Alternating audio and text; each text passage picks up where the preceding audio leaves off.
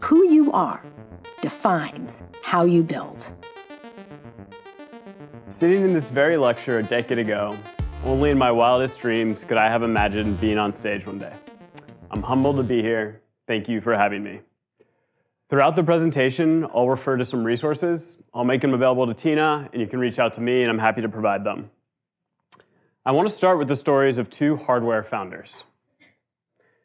The first hardware founder has degrees in engineering and an MBA from top schools. He left the largest hardware company in the world in 2015 to co-found a startup whose goal was to make amazing products that truly made the world a better place. He got into Y Combinator and assembled a list of investors, including some of the most prominent individuals in Silicon Valley. The company launched one of the largest hardware campaigns in Kickstarter history. He delivered a complex product that was made in the USA to over 46 countries, 15 days after his 30th birthday, when the first commercial product shipped. He had accomplished one of the ultimate career goals in his life, taking a product from concept to mass production and into the hands of customers. His company has shipped over 15,000 units and is currently working on some exciting future products. The second hardware founder also co-founded a company in 2015, and from day one has been plagued by doubts and fears of failure. He spent months prototyping and fundraising for his company, trying to move the product forward, with a weekly crisis that looked like it would end the company for good. He withdrew from everything except work. He launched a product that was over budget, 8 months delayed, and took 15 grueling months of all-nighters and 80-hour work weeks. 15 days after his 30th birthday, the day the first commercial product shipped, was one of the loneliest and emptiest days of his life. This wasn't his bottom. He burnt himself out so badly, he spent a year gasping for air, emptiness relentlessly expanding, depressed, and for lack of a better word, broken. He needed to take a leave of absence from his own company just to begin recovering. His company has shipped over 15,000 units and is currently working on an exciting future product. In case you didn't get it, these are the same founders. The first story, the external story, and the second story, the internal story, are both true. The gap, external versus internal, of fairy tale from reality is the gap where I burnt myself out in front of everyone I worked with and interacted with. This is my story. When I started Nebbia, I didn't know the second story could exist. I never imagined my internal story would include me falling to pieces. I never thought that something like that could happen to me. With this presentation, I hope to eliminate this second story from the experience of all the founders in this room. I hope to share with you how I got here and the concrete things I wish I would have known and done, and some things that I did do before I had this enormous fall, to avoid burning out. I don't believe every founder story is like this, but from my discussions with past and present founders, I do believe there is a gap between the external and internal stories. And within the gap lies the deepest personal struggles of a startup founder. Before I dive in, I want to preface what I'm about to say. This is my story, the things that happened to me along the way. It is shaped by a lot of factors, some I controlled and some I didn't. I'm white, male, whose parents prioritize education above all else. I've been privileged in ways I will never know and never be able to truly appreciate. And as such, it has shaped my story in ways that I'll never truly know. You may be wondering, why should I care about this burnout stuff? Just because it happened to other founders doesn't mean it's going to happen to me. Well, let's take a look at what causes burnout. There are a range of causes of burnout at work, but the research shows these are the key ones. Overcoming challenges with changing atmospheres, unrealistic deadlines, unpredictable schedules, physical demands, added responsibility without clear guidance, and difficult interpersonal demands with colleagues or customers. And these are the characteristics of an early stage startup. Aside from physical demands, they are identical. The environment of an early stage startup is one of the ripest places for burnout. As is getting an advanced degree like a PhD or an MD, or going to work at a top company in an incredibly demanding role. I know everyone in this room is interested in this world, and it's an exciting world. This is why it is important for you to pay attention to yourself and to be aware and conscious of burnout. We also need to define burnout. It was not something I truly knew the definition of before I started scouring the internet to figure out what was wrong with me. By stepping through the stages of burnout together, my hope is that you will recognize them in the future. The fact that you are here means you are incredibly driven, but that also means you are more likely to fall into burnout. Burnout syndrome first appeared in the medical literature in the 70s, but descriptions of the symptoms can be found throughout history, including the Old Testament. In the early 80s, 12 stages of burnout were published. I'll be using an abridged version of these to walk us through my experience.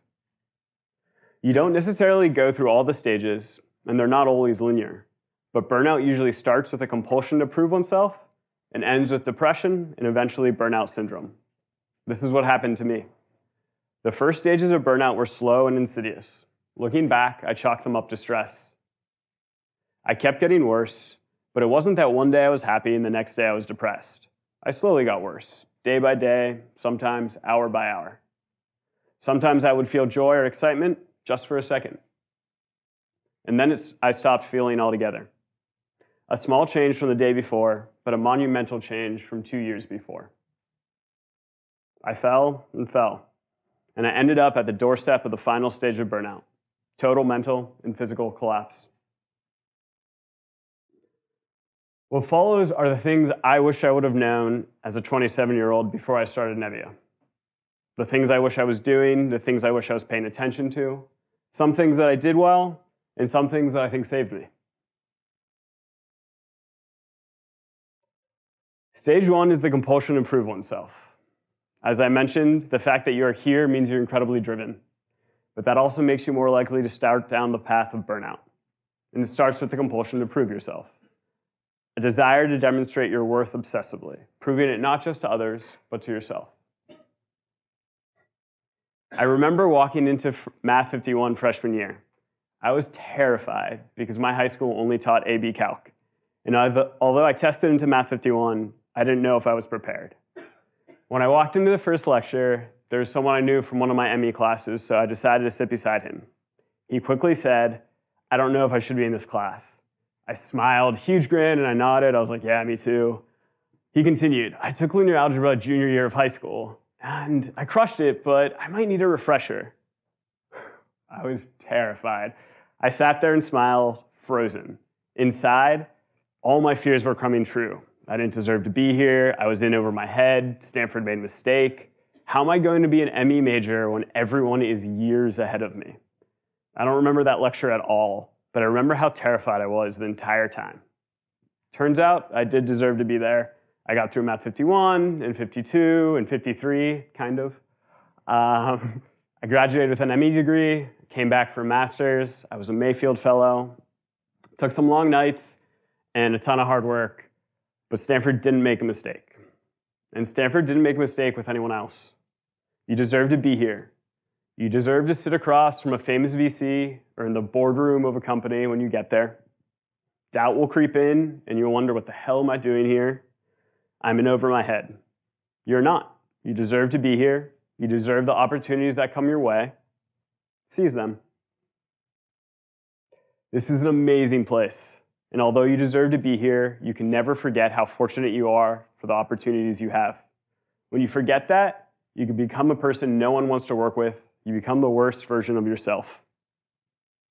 When there's a fancy article written about you, when there's buzz all around what you're doing, don't drink your own Kool-Aid. You're lucky to be here. I worked hard to get to Stanford, long nights, studying, extracurricular, all that jazz. Both my parents are immigrants. My mom came to the US for grad school with the plan to return to Venezuela. If you don't know the history of Venezuela, it used to be a pretty thriving developed nation. It's now a post-apocalyptic YA novel where it's pretty hard to find toilet paper, let alone medicine. I didn't do anything to convince my parents to leave their family and friends and stay in the US. It wasn't my skills I convinced my parents to prioritize education above anything else. I can give you 100 more examples just like this, and I'm sure there's 1,000 I don't even know. So never forget how incredibly fortunate you are to be here, and whenever possible, you should pay that good fortune forward with kindness and support of people who may not be so fortunate. So what can you do about the doubt? The doubt goes by another name. It's called imposter syndrome, and it happens to a lot of people in Silicon Valley, but in business and also academia. The first thing you can do to combat it is just recognize doubts. You observe them, you're okay with them. You don't need to prove them wrong, you don't need to work 100 hours a week, you just notice they come up and you observe what triggers them. Second, a little bit of positive self-talk goes really far. We're often hardest on ourselves. When you catch that voice in your head beating yourself up, just stop it. Imagine you were giving your best friend advice. I guarantee you wouldn't be so mean to him. And lastly, put one foot in front of the other. Start doing that thing that terrifies you, that you doubt you can do. You'll notice two things. One, you can do it. And two, everyone else is kind of full of shit too. They're just learning as they go. And to ensure you don't let, this stuff get to your head, you don't drink your own Kool-Aid, make sure your friends are the ones who are around before you were a famous co-founder, or there was TechCrunch articles written about you, and make sure they call you on your BS. Stage 2 involves working harder with the inability to stop. Many things contribute to burnout, but the biggest volume item is what you do at work. And it's also the key place you see the effects of burnout. There will always be more work to do at a startup than you have time to do. If you don't prioritize and personally understand what work you should be doing, you will work harder and longer until you can no longer do anything. This is burnout in a nutshell. I want to focus on how you prioritize work and figure out what work you should be doing. I wore several hats at Nebbia. I started off doing R&D, and then engineering, and then operations. As we grew, I started to manage the R&D team and manage the engineering teams. However, no matter how far I fell, how burnt out I got, I never hired an operations team. And that was a huge mistake. At Apple, I was a global supply manager. The role involved solving hard problems on how to make 1 million of a certain part a day. It also involved negotiating and pushing vendors. Because I did it at Apple, I did it at Nebbia. What I didn't realize is I really hated a large part of that role. I loved solving problems, but I really hated negotiating and pushing vendors. I could have hired someone to do it and manage them. However, I had so many other things on my plate, so many other things I needed help with, I didn't. I just did it myself. It was a full-time job. We had 24 vendors and hundreds of parts. The frustrations, constantly pushing, pleading, arguing with vendors, quickly pulled me down the path of burnout. On top of that, I ended up doing it pretty badly. Looking back, my mistake wasn't doing a full-time role on the side of my management responsibilities. Although I really don't recommend doing that if you can avoid it. My mistake was that the role was life-draining instead of life-giving. There are some things, even really hard things, that energize you and they give you life. That is where you want to spend your time as much as possible. So what can you do?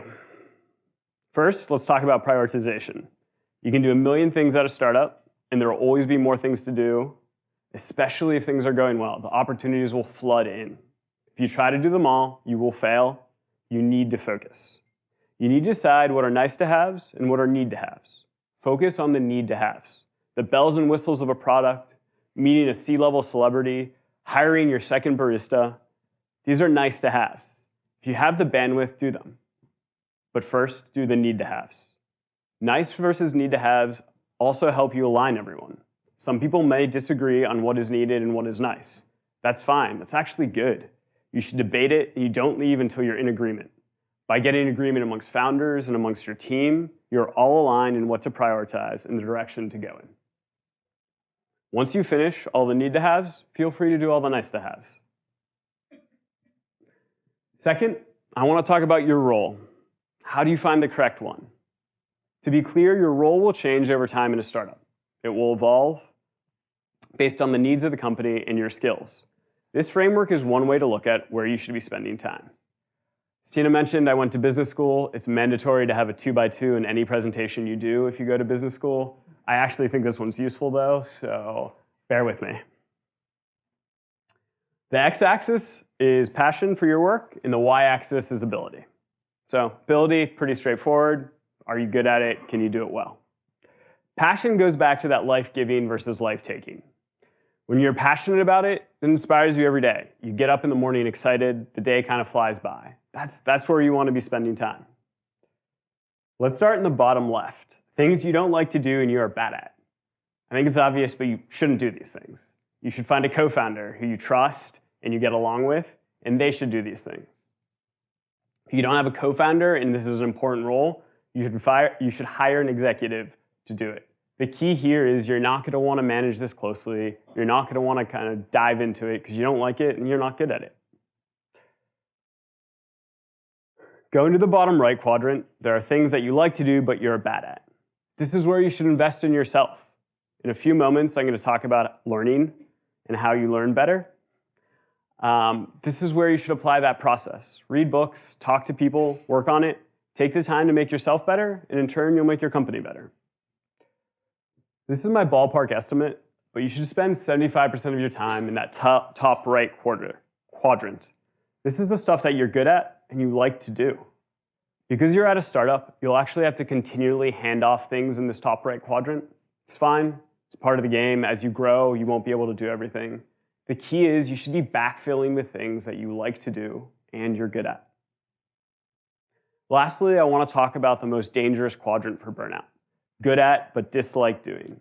This is where I burnt out. In this quadrant, you want to hire someone to do this role. You're perfectly suited to do that. You know how to do it, so you can manage them, and you don't like it, so you're not going to be nostalgic and want to take it back over. That said, it's really hard. Things are moving fast. There's about 1,000 things you need to do, and because you're good at it, you're like, you know what, I'll just take care of it. Don't do that. Invest in other people for this quadrant. Find someone who loves this role, train them, work with them. Make them better than you are or you were ever at this role. In stage 3, you start neglecting your basic personal needs. When you are stressed and starting to slide down the slippery slope of burnout, it's incredibly easy to neglect your most fundamental needs. You can't. It's a recipe to accelerate down that slope.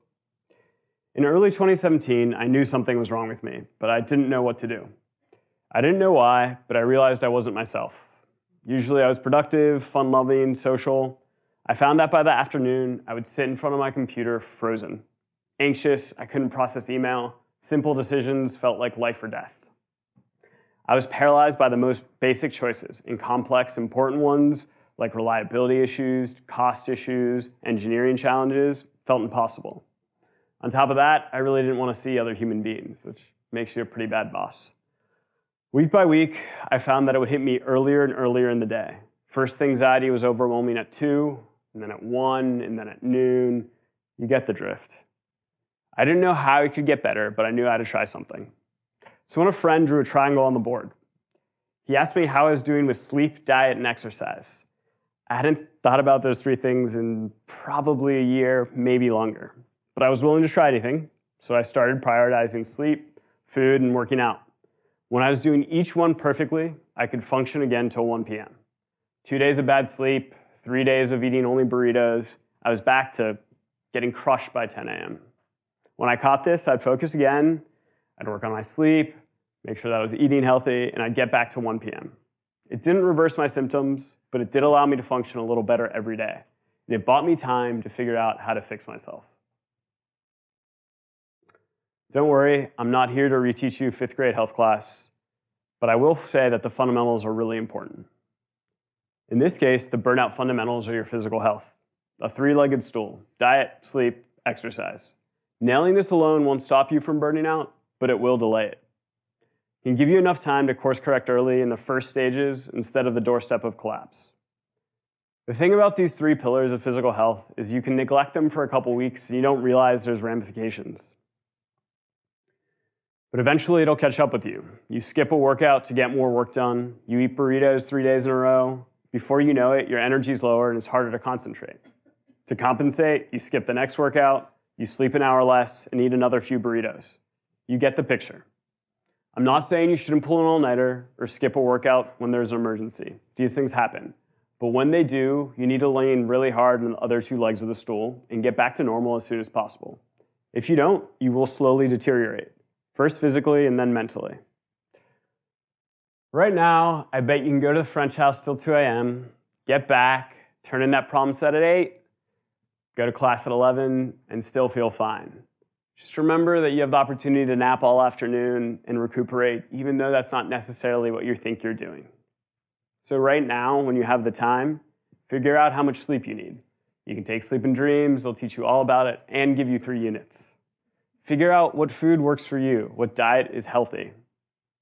And figure out what exercise motivates and energizes you. You're going to see exercise come up a bunch more times in this presentation. It's not just about physical health. Look, this may seem pretty boring right now, but this stuff becomes more important as you get older. I sat in this seat 10 years ago and I called bullshit on very similar recommendations. I felt invincible, but it'll matter more and more. So all I'm saying is pay attention to it. Do yourself that favor. At stage 4, you start to revise your values. When you get into the heart of burnout, you start to sacrifice things and make decisions you would have never made. You start to revise what is important to you. Things outside work start to disappear. You prioritize work above all else at the expense of everything else. Our product had been delayed again. We were all ready to start shipping in November, and one cosmetic part was messed up. We were going to be delayed months for one non-functional part. So, over the 2016 Christmas vacation, my family, who's been incredibly supportive, decided to do a holiday in Sonoma so I could be close to the office. Even though I hadn't had a vacation in a year, I worked every day of break. I was possibly the worst son, brother, and boyfriend in the history of a Christmas vacation. All I thought about was shipping a product, getting it out the door. I was sure that shipping it would fix everything. Spoiler alert, it didn't. A few weeks after Christmas was my 30th birthday. I didn't want to do anything. I needed to work. I needed to ship my product. My girlfriend insisted on taking me on a long weekend to celebrate and actually get away. We went up north for 3 days. I insisted I couldn't. I needed to work. She insisted more. I remember driving to Mendocino, terrified that we weren't going to ship the product, asking myself, what the hell was I doing taking a weekend off? We got to the hotel and she went to check in. She called my cell and she told me I had to come in to sign some papers. I walked into the lobby and I stopped. Everyone in the lobby was looking at me. It seemed kind of odd. Then I noticed a close friend from San Francisco. What a coincidence that he would be here too, but I guess it was a long weekend. Then I noticed someone else I knew, one of my best friends from high school. Then I realized that I knew everyone. Standing around the lobby were my best friends, from preschool all the way to business school. The people who I loved more than anyone else in the world. My girlfriend and sister had been planning this party for 6 months. I was obviously clueless. And my friends flew in from all over the US to surprise me. I was speechless. It was one of the best weekends of my life. I turned off my phone for more than a few hours, probably for the first time in a year. Over that weekend, I realized I hadn't seen some of those people in a couple of years. 2 friends whose wedding I officiated, I hadn't seen since the wedding. It wasn't a few months before, let's just put it like that. Throughout life, I valued my friends more than anything, and I had completely abandoned that value. I didn't recognize the person who stood there shocked by surprise in front of all his friends. I hated the person I had become. Burnout had revised my values. They were reduced to 1, work. All I valued was shipping a shower. What had happened to me? While some habits, like how much sleep you need, may change, your values shouldn't, not without serious consideration. Before you become a founder, you need to know your values and why you are starting a company. The solution to not letting this happen to you is to define explicitly your values so you can revisit them often. My recommendation is to do this for yourself the way the best companies do. You define your values, your mission, and your vision. There are many ways to define your values. You can look up a list of 100 online and pick 5 to 7 that resonate with you. The way I used was whenever I saw a quote that resonated with me, I put it in a list. Eventually that list got to be about 100 quotes, and I went through them and I characterized them by values. I ended up with 7 primary values and 5 secondary values. Keep in mind that these aren't static concepts. You need to revisit them often. Eventually they may change, but they should change with deliberate consideration. After defining your personal mission, values, and vision, you need to consider if they are compatible with founding a company. So looking at your values must answer the question, why am I doing a startup? If the answer is to make money, don't. I cannot stress this enough. Your highest net present value as a worker is at Goldman Sachs, McKinsey, Apple. Many other companies will pay you a ton of money to work there. You'll do awesome stuff. It's not a bad place. I recommend it. In the long run, your MPV will be much higher working for these guys in a startup. Of course, there's outliers, but they're just that, outliers. Everyone here understands statistics. You know how that works. There are good reasons to start a company, but you need to understand your reasons. Why do this thing you want to do in the hardest possible way? Because that's what you're doing. If you want to build hardware, there are companies who do that. You don't have to do it from scratch. If you want to save the world, many places are doing that 100 different ways. Go join those companies. Only do a startup if you are convinced it is the only way to achieve your dream. And then make sure its mission, its visions, and its values align with yours. By stage 5, denial of problems and displacement of conflicts, you've diverged completely from that first stage, the compulsion to prove yourself. You're panicky, you're short-tempered, you see everyone else as falling short of what they should be doing, and you bring aggression and cynicism to every contact you have. Nothing is your fault, the world is to blame. As I mentioned, I'd taken very little vacation at Nebbia, and I was actually even worse before. I left Apple having used one vacation or sick day in my entire tenure. The lack of unplugging was a key factor in my descent to burnout. That Christmas vacation where I worked every day and was a terrible son, brother, and boyfriend, I ended up returning just as frustrated, empty, and destroyed as ever. It was the worst of all worlds. People describe a startup as a marathon, not a sprint, and I completely agree. When you run a marathon, you take water at mile 3 even though you're not thirsty. You don't take water at mile 3 so you can run mile 4 super fast. You take it so you can survive and thrive at mile 23 when your legs are shaky and your knee hurts and your brain is screaming stop. At a startup, you take a 3-day weekend in month 5, not so you can perform in month 6. You take it so at month 18 or month 36, when your funding is running short, your product is delayed, and you just lost a key employee, you can sit down, clear-headed, form an action plan, and go execute.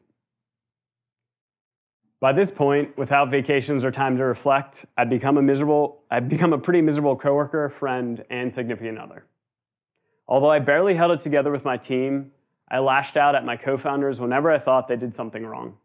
Instead of trying to understand a problem and troubleshoot, I would get angry and launch blame. My friends had to listen to endless complaints about vendors, engineering challenges, and everything else that was eating me up. In March of 2017, 2 months after we started shipping Nebbias, 2 months after everything was supposed to be fixed, I finally took a vacation. I took 10 days, went away, spent a little time alone. I read, slept, exercised, but above all, I reflected. I spent time with myself, the part of me that was unhappy, the part of me that was broken. It was a turning point. I realized I had to do something. I finally started to brainstorm what. Still took 6 months from there for me to take a leave of absence. How do you avoid getting to where I did? You get to know yourself. Knowing yourself means understanding the behaviors and emotions that are going through you right now. Unlike values which you set and rarely change, these are ever-changing, and understanding them is key to responding to them instead of just reacting. This is probably the most important thing you can do to stop yourself from sliding down the slippery slope of burnout. My recommendation, and what I wish I did, was find out where and how to best listen to your deepest thoughts. The thoughts that get hidden by the urgency of work, social life, bills, and everything else that always takes precedent. I want to be clear. These are not the voices in your head that beat you up with doubts or obsess on conversations of the past or problems of the future. This is past that. This is the part of you that truly understands how you are feeling and what you want. If you don't carve out time to reflect and connect with this side of you, you will start to make rudderless decisions. And no matter how hard you work, you will not end up where you are trying to go. People do different things to listen to themselves. Run, meditate, pray, hike. List goes on. I can't tell you what to do or what will work for you. You need to find that for yourself. But find out what combination of activities on a weekly or daily basis allow you to listen to yourself. I can't stress this enough. Having these places, activities, and times is a real game changer. Furthermore, there are several specific situations where getting to know yourself pays huge dividends in a startup and in avoiding burnout. One of these situations is how you deal with stress. Startups are stressful. You're trying to create something from nothing. You have to deal with every type of problem under the sun, problems you never expected to deal with when you started a company. There will be stress. Knowing how you deal with stress in a healthy way is going to be key. In my early stages of burnout, all of my symptoms seemed like stress, but I didn't have an effective way to consistently deal with it. I'd get to a breaking point and lash out, or I'd go home and allow a bad mood to permeate everything. I was not exactly a fun person to be around. This is not an exhaustive list of activities that may help you deal with stress, but there's some ideas here. You need to figure out what works for you. As you develop your own process to deal with stress, keep in mind you want to deal with it in a healthy way. Even originally healthy stress solutions can turn pretty unhealthy. So going for a run every time you're anxious is awesome. It's a great way to deal with stress. Running a marathon every time you have a bad day will probably end up killing you. Going out with drinks with friends, great way to unwind. Having 12 drinks with friends every time you have a bad day also will probably kill you. Find out what works for you. Give yourself the slack, both in terms of your schedule and your life, to go do them. I'm going to quickly go through some of the other things you should know or know about yourself before you do a startup. You should know how you learn. You should know how you take feedback. You should know how you have hard conversations. And you should know how you deal with unexpected problems. I know what you're going to say. I got into Stanford. I learned pretty damn well. And I'm sure that's true, especially when it comes to standardized tests and 10-week courses. Startups are anything but standard, and the only startups I know that are 10 weeks long failed. Part of founding a startup is learning new skills, because you'll not have all the skills you need on day one. Do you know how you learn outside of school? Do you read books, search Google, talk to people, learn by doing? Most likely it's a combination of these things in a specific order. Do yourself a favor, know how you learn new skills, so when you have to, you can just go apply it. Similarly, how do you take feedback from people? Because there's a lot of feedback in a startup. Feedback from co-founders, feedback from investors, employees, customers. Some of it's good, some of it's bad. I can tell you that I have had many customers walk out of a shower and tell me that they just showered in the worst thing that they had ever experienced. That's crappy feedback, and it hurts. And if I would have taken that and gone home and just been like, well, no one likes this, I should stop doing it, we wouldn't have 15,000 units in the field.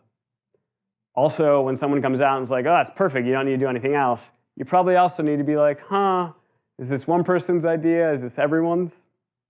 Just figure out how you take feedback. Figure out how you're going to implement that feedback. Conversely, how do you give feedback? Mainly, have difficult conversations. You need to learn how to have these conversations. If you don't learn that skill, small, not big problems turn into startup stopping problems. They balloon, they make life a lot more difficult, and eventually they lead to burnout. They lead to burnout. Lastly, startups are just a series of unexpected issues. On day one, you will never predict what will happen on day 15, let alone year 2. How do you deal with problems that come up and are unexpected? Do you have a process? My stage 6, withdrawal, emptiness, and collapse, combines several of the final academic stages of burnout. This is where life really starts to unravel, where all of what we have talked about catches up to you in a way that you can't begin to deal with alone. These stages are where people turn to unhealthy and dangerous responses, like drinking and drugs, to numb the pain and emptiness, where if things go unstopped, you collapse, both physically and mentally, where you end up in the darkest of places. This section will not follow the normal cadence of the other sections.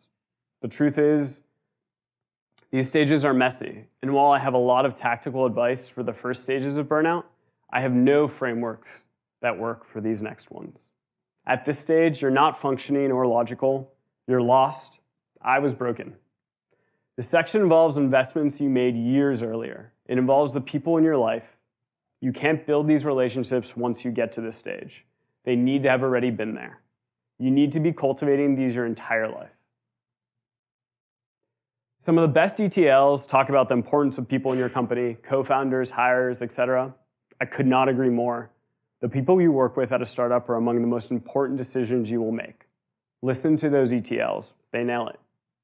I want to talk about the people who aren't on your corporate website, the people who made a difference for me. The difference between walking away from Nebbia, from SF, from life as I knew it. The people who peeled me off the floor when I was sick to my stomach, tired, angry, broken. Those people are rarely on your cap table or your board. They never have a photo on the About Me page of your company. They are your real friends and mentors, the ones you were born with, the ones you grew up with, the ones who are sitting beside you right now, and the ones who you will meet along the journey who have helped you without any ask in return. They don't just email you when you hit $3 million on Kickstarter or you appear in Forbes 30 Under 30. They email you when they haven't heard from you in a while. They pick up the phone when you call at 10 a.m. on a workday because you've been outside crying in a park outside your office. They help you get out of bed when you wake up nauseous for the 18th day in a row and you don't know how you're going to eat enough to survive, let alone go to work. They are the unsung heroes of every founder's success story. The first set of these people are mentors. I both screwed this up royally and nailed it. Several times people offered to help and I was too embarrassed to take it, often where I was weakest. I thought because of my degrees and experience I should be able to do this alone. I was wrong. I learned things the hard way. I made mistakes I could have avoided because I was too proud to take help. Please don't make this mistake. Mentors are people who've been there. They don't have to and probably shouldn't be famous, but they need to care and understand what you are going through. They are a fount of wisdom, but also hard truths. They encourage you, and they reality check you. Most importantly, they don't ask for anything in return, except maybe to pay this kindness forward. I've been fortunate to have half a dozen people who have done this for me, and they blur into my friends. One particular mentor is a former Mayfield fellow, someone who every time I walk out of a meeting with him, I feel inspired and ready to execute. He's a rare balance of exceptional intellect and profound emotional intelligence. I could spend the rest of the talk sharing just a fraction of what he's taught me, but I won't. I will discuss the most important meeting I ever had with him, which is why I'm giving this presentation today. This is when I finally got the nerve to tell him I was burnt out and I needed a break, and how embarrassed I was that I failed. And his response, without the least bit of hesitation or anger, because he was also an investor, was, "I'm not surprised this happened. Many people go through this. You didn't fail." He then shared a story with me of someone everyone in this auditorium would recognize who also had to take some time off. He told me I should take the time I need, that he thought that I'd come back and be stronger, but if I didn't, that was okay too. That night, for the first time in a year, the weight on my chest got lighter instead of heavier. 3 weeks later, I took my leave of absence. There is one place where I hit a home run, partly due to luck and partly due to my value of friendship. In dealing and preparing for burnout, it was a network of people that surrounded me. I can say, without a doubt, I wouldn't be standing here today, still struggling but making it through, without the friends from throughout life, some who sat beside me in this very lecture, some of which I'd known since I was 2. When the stress of trying to ship a physical product that was over budget and not working forced me to leave the office at 10 a.m. and go for a walk so I wouldn't break down in front of my team, I called a Stanford friend. When I was missing the Stanford football game because I had an employee breaking down, threatening to quit, I used his bedroom to take the call, and then we got a burrito and a beer, and he listened to me vent. When I couldn't get up in the morning because I was so nauseous about having to deal with dozens of vendors who wanted to know when we were going to start building units for the millions of dollars of parts they had already made, it was my significant other who helped me make it through one day at a time. When I thought I couldn't take the weight of expectations, the team that depended on me, the customers who were demanding their delayed product, the investors who had invested millions. It was my sister, with the compassion of someone who loves you as much as they love themselves, who listened to me and helped me make it through. Andrina, Dan, Andrew, Lindsay, Sarah, Mom, Dad, Richard, Josh, Scott, and all of the people on this slide behind me, they're the reason I came back from the brink, from the darkest place I've ever been. And I wish I could tell you I was all fixed, that I was back to 100%. I'm not, but I am working at it. There are costs to doing a startup. I mentioned the opportunity cost of salary, but more importantly, there's an opportunity cost in life. Things outside of work get crowded out. And if you're not careful, some go to zero. When you burn out, they all go to zero. My friends, some time off and some tough choices helped me pull back from the ledge, back to a place where I can function, contribute, and get stronger. But opportunities and more importantly, relationships were lost along the way. Opportunities that I missed, ignored, or blew up, and most sadly, people who had to share too much of the burden of a startup, of the burnout. These lessons aren't easy for me to share. I wish beyond anything I could go back and teach my 27-year-old self these lessons. I hope that when you start to slide down the slippery slope of burnout, you can recognize it and use it to pull yourself out. Or if you're fortunate enough to never be there, you can recognize it in a friend and you can pull them out. In stage 7, recovery from burnout depends on how far you've fallen. A long vacation with some structural life changes could be enough if you catch it early, or a leave of absence with some pretty monumental changes if you catch it late. If you don't catch it at all, it can end you up in a hospital or worse. My road back started with small things, like the health triangle I showed you. Then I started to let friends and mentors in, and I started to see a therapist. These things helped, but it didn't reverse my slide. I eventually took a leave of absence and stepped away completely. I didn't know if I was going to come back. During my first month, I didn't think I would return to SF period, let alone Nebbia. I spent my leave of absence visiting friends I hadn't seen in a long time and soul searching. Although it sounds like a vacation, it was brutally hard for me. I spent some nights doubled over with anxiety. But then I spent some nights truly relaxed, without a million thoughts racing through my head at all times. I got excited by something I saw or ate or a discussion I had, and then it happened again. I visited a new place and saw old friends, and sparks of excitement that I hadn't felt in years returned. I spent time with amazing people in amazing places, and I bungee jumped off a bridge for good measure. I realized I wanted to come back. I had things I wanted to prove to myself, but more than that, I wanted to come back to SF and Nebbia to contribute and continue my journey. But before I returned, I did all the tactical things I mentioned above, and some others. I found a new therapist as soon as I got back to SF. I started doing yoga as well as running, sometimes during the day. That's when having a shower company comes in really handy. I track my exercise, my sleep, and my diet. I review my values quarterly. I make sure I'm spending time on things outside of work. I also took 10 days to do a silent meditation retreat. One of the ways I'm trying to quiet the many thoughts in my head and deal with stress. All of these things have been instrumental in coming back. For the first time, a few weeks ago, I was walking, and I broke out into an ear-to-ear grin. Teeth showing, cheek muscle hurting grin. I cannot remember the last time that happened, but it was years ago. Although I'm not 100%, I'm getting there. Day by day, sometimes hours by hour. I'm getting to be my old self. Well, actually a new self, with my old excitement and a little more wisdom. I hope that sharing my experience will help someone avoid the pitfalls that I have had, or perhaps you will notice them in a friend. If I can ever be of help, please don't hesitate to reach out. Thank you.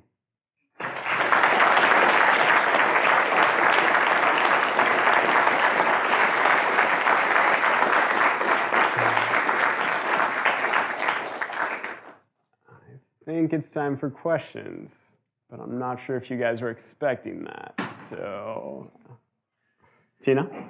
Thank you, first of all, thank you so much for sharing your experience. It's really, really, really powerful. what could someone have said to you when you were sitting in this room that you could really believe this? Because it's super easy when you're a student and you feel invincible to think this doesn't relate to you. Well, part of that whole speech was what I wished someone would have said to me 10 years ago. So hopefully some of it resonated. I think the truth is I never expected this to happen to me. I never thought it could happen to me. When little things went wrong, or when I lashed out at someone I didn't lash out at before, or my friends wanted to spend less time with me, it's really easy to chalk that up to basic things that don't have to do with you. But if you spend the little time kind of reflecting, you realize it is you. I would be surprised if there wasn't something in this speech, imposter syndrome, lashing out at someone because you didn't sleep enough or you weren't exercising, that didn't kind of tickle the back of your head and say like, that happened to me before. Even now when you're, young and healthy. It's like that, but 1,000 times worse when you get burnt out. When you're, that week after finals, when you're finally starting to unwind, but you go home and your mom's like, do you want something to eat? You snap at her. Like, it's that, but 1,000,000 times worse. So hopefully that's a little bit of a warning that you guys can realize in the future. Yeah.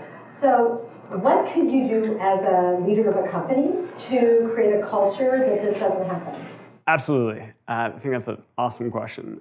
The first thing I did is when I took a leave of absence, I got up in front of the entire company and I told them why. I told them what was going on with me. And it allowed for a place to have these discussions, to talk about why things were hard and what things were making my life more difficult at work and outside of work. And I think the most important thing is being able to have a culture where you can talk about things like this. But also, best practices for being a manager, having one-on-ones. What you're trying to get at in a one-on-one is where is that person in front of you mentally? It's not how good are they doing their work. Those are other meetings. In a one-on-one, what you should be figuring out is this employee at risk of burning out? Are there other things in their life going on that I should be worried about, that I should be helping them with? That's incredibly important. If you're not sitting down with employees regularly to have those one-on-ones, you're going to miss that. And before you know it, they're going to burn out. As a boss, and I've gone back and forth on this, but I think you can tell an employee like, hey, you should take time off. You need to unplug a little bit. And I think that's incredibly healthy.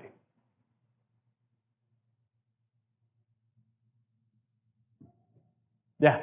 So I've come to these talks and heard VCs talk about what the ultimate CEO is and what they're looking for. And it sounds like they're looking for somebody that's ready to burn themselves out. Yeah. So the question was that a lot of VCs who come and speak at ETL, the optimum CEO is someone who's ready to burn themselves out. My pushback on that would be you're asking for some pretty bad things to happen if that's what you really want. I think that's a great way to get 18 months of incredible work out of someone and then watch them crash and burn. I think that if a VC is really trying to build a company for the long term, they want someone who won't burn themselves out. It doesn't mean that you're not going to work incredibly hard at times. Like, that's just a given in a startup. But you need to be able to have the balance.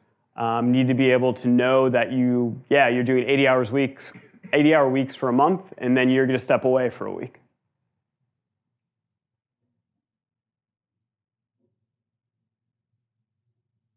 Any more questions? Yeah. So that's a really interesting perspective as you look at the misaligned goals of an entrepreneur and a venture capitalist, right? So venture capitalist is strictly, all they really care about at the end of the day is the return. What's missing on all of this, which you've so eloquently captured, is being a human being and a human element of that. And I don't think you're going to get that from the VC world, but as you stand here today with this incredible story and its incredible perspectives, what types of structures or bumper guards do you think future entrepreneurs and companies should be starting to put in place knowing, and I'm a recovering founder myself. So what you've highlighted is going to touch anyone that wants to enter this space. So think about that, having this foresight.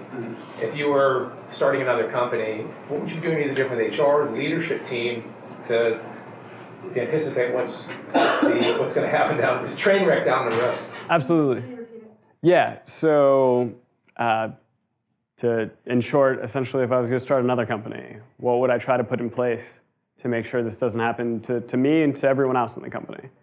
I think on the very earliest levels, going back to that 2x2, and really making sure that the role that people are doing is a role that is life-giving, that they enjoy doing and they're good at, or they're learning it.